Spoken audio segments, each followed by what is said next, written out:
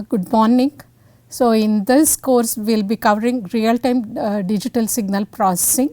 So, we will see first what is the need for this course, okay. Ability to collect data, and then we are going to analyze it and then see how we can do the modification in real time. So, whatever data collected we will be analyzing it and then we will be processing. So, all in one location and in one machine, we call it as hardware. So, the platforms for this machine can be either through software, that is we can use PC, MATLAB, the software, or using LabVIEW or Code Composer Studio. These are the things what we will be using it. The advantage if we do it in the software is flexibility, it is resilient to all conditions, and then all of us know that it is very easy to use that. The disadvantage part of it is because the all softwares we know that it is expensive and then it is slow in nature, and then we need platform like PC and then additional hardware to collect the data from the software. So, the next one what we can use is the firmware or hardware basically. In this case we will be calling it as DSPs. So, the advantage of using this firmware or hardware is speed, cost, and then practicality. So, we know that most of the DSPs were manufactured by TI Analog Devices and then other companies are there in this. The other advantage is embedded code basically to run your DSPs, which we call it as firmware. So, the signals both collected and then processed by DSPs. The advantage of using this hardware or firmware is faster and less expensive compared to software, and then it is more flexible and easier to use than the hardware. So, in this case we will be discussing the hardware in a little while. The disadvantage in this case is also it is going to be slower compared to hardware. So, the complete we use the solution to use the hardware is basically either field programmable gate arrays, that is FPGA, or we can go for digital circuits, that is basically VLSI design what we can do the thing. The advantage in this case is because all of us know hardware uses or FPGAs use less power consumption. Wherever the application is there or we have more number of units which have to come out, then better to go for complete hardware design, and then it is going to be fast in running of your algorithms or any application. So, as an example, FPGAs we know that Xilinx, Altera, and then now recently Intel is coming with the FPGAs.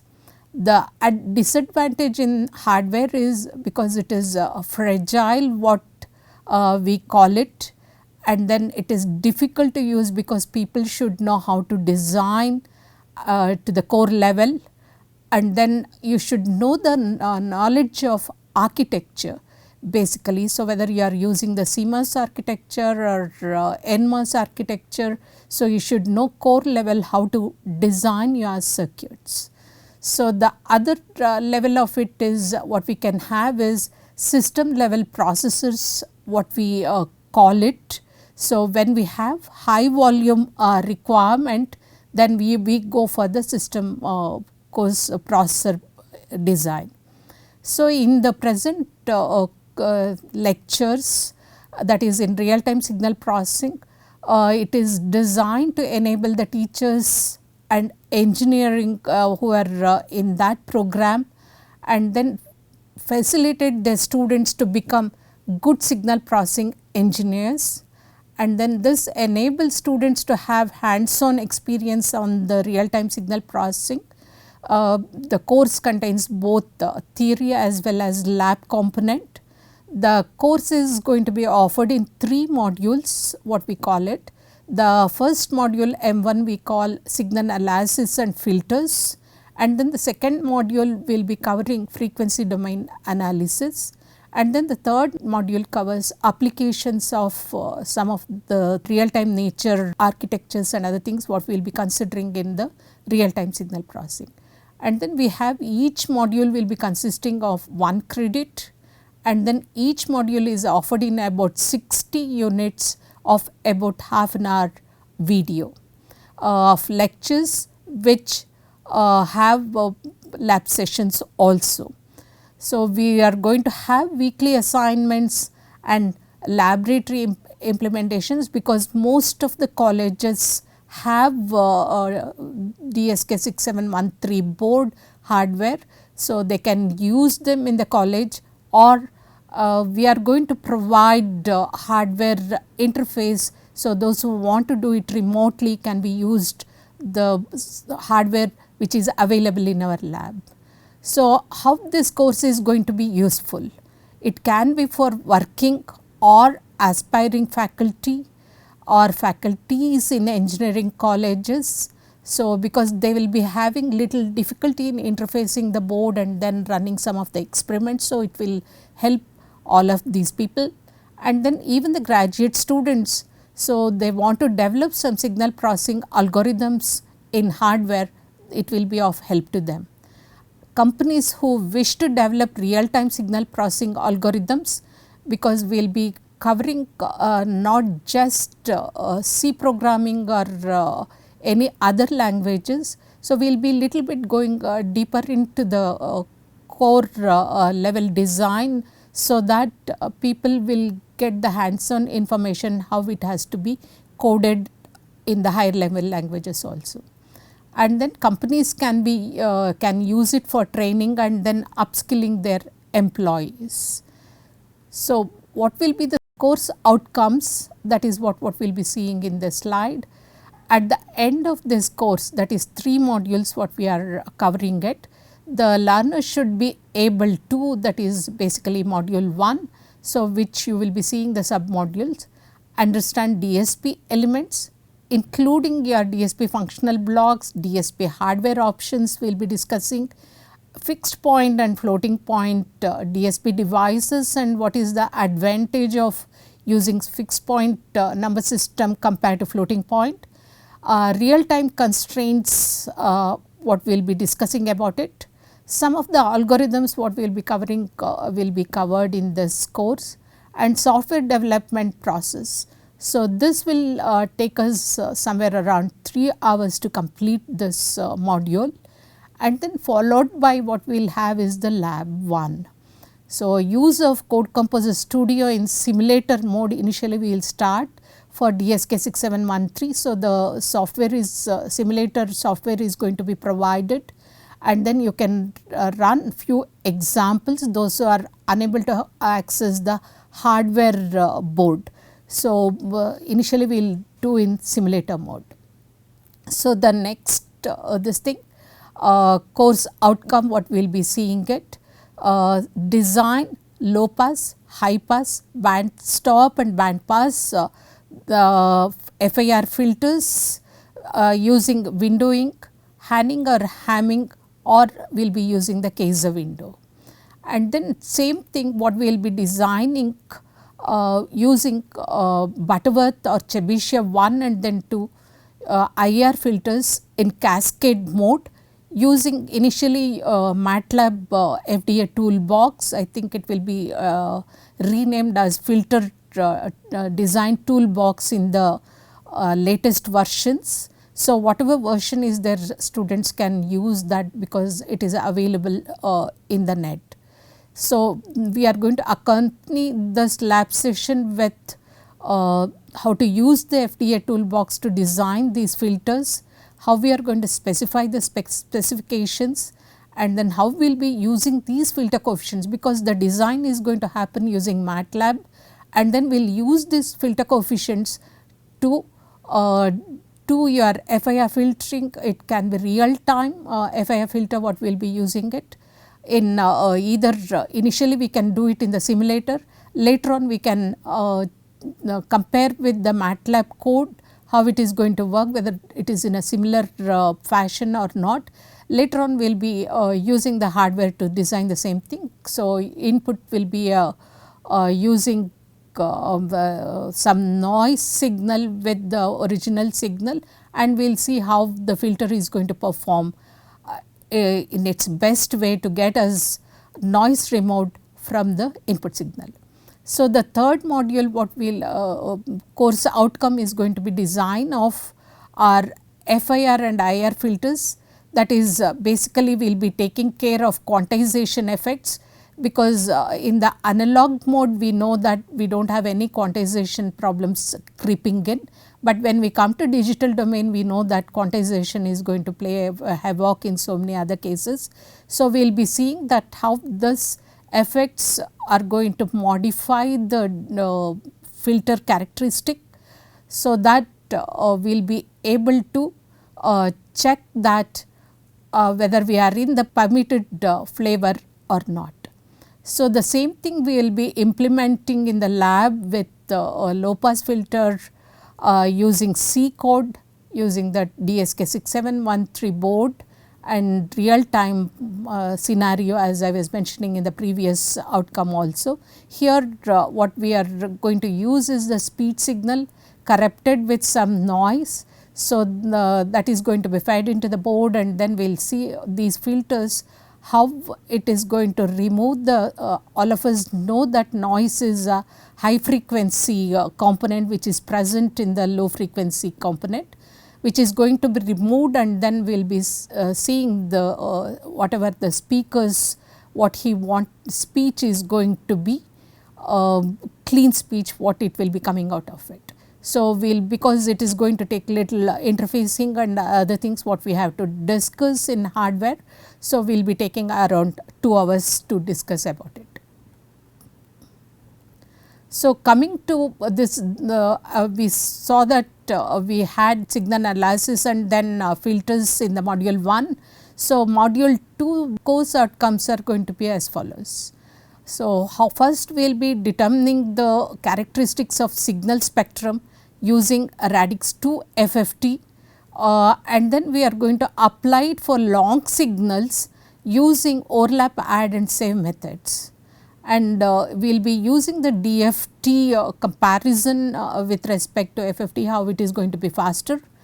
And then we will have the because we know that when we are in the digital domain, we said that how the quantization is going to affect in the filters, same way how in doing our frequency domain analysis and then comparing design part of it, how quantization and even the scaling of inputs, how it will be affecting the signals and how we are going to take care of it is going to be discussed in this module. So, the accompanying lab part of it is going to be will be analyzing the spectral, basically whatever is given using the Radix 2 FFT. In this case we will be using the DSK6713 board either in simulator mode or in the hardware. So, the accompanying code what we will be writing is in C basically. So, the next one is because how to generate different sine waves signals, what we will be checking up, because we know that IR filter when we put it in oscillatory mode, once the input is removed it can oscillate itself. So, we can use this concept to generate sine waves with specified frequency and amplitude, what we can run it. And the other way of implementing is we can use the lookup table by generating sine or cos functions, signals can be generated. The component for the lab is we will be using the IR filter in the oscillatory mode to generate sine wave using the DSK6713. It can be used both in simulator as well as board. So, coming to the next module, that is 3 actually. So, we will be checking little bit of applications what we have specified. The first one is going to be how to improve signal to noise ratio. That is basically will be speech or audio signals using LMS algorithm first in MATLAB what we are going to use it, and then later on the lab component will be implementing in real time using DSK 6713. So, we know that FIR and IR filters have fixed coefficients basically, but if there is any noise in the input or in the surroundings, they will be not performing whatever we would like to. So, how we can do the adaptive filter, we will be seeing it using LMS algorithm.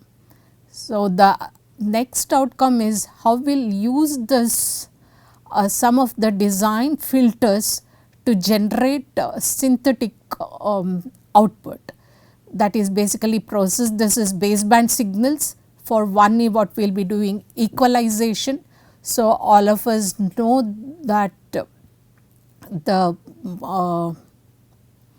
how we can make, so all of you have heard about the karaoke or whatever may be the thing. So, in your mobiles and other things what we will be using it, you will be suppressing the voice and then you will be having the instruments basically. How you can record your own voice along with the instruments by suppressing some of it by doing equalization, what we will be looking at one of the application. The other one, we know that if we go for outstation in a hilly region or wherever we speak about it, we know that how echo is going to be generated. Can we generate this synthetically? That is what we will be looking as in one more application.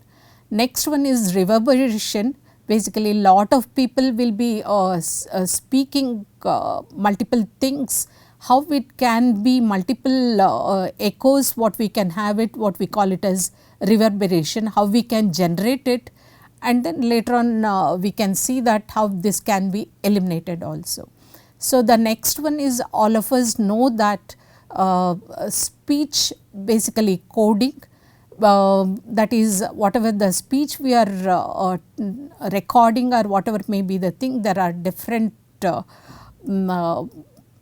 ways of storing them, how to do the compression and other things. So, one of the example we will take it, how we can implement it, or we will be looking at basically in this module.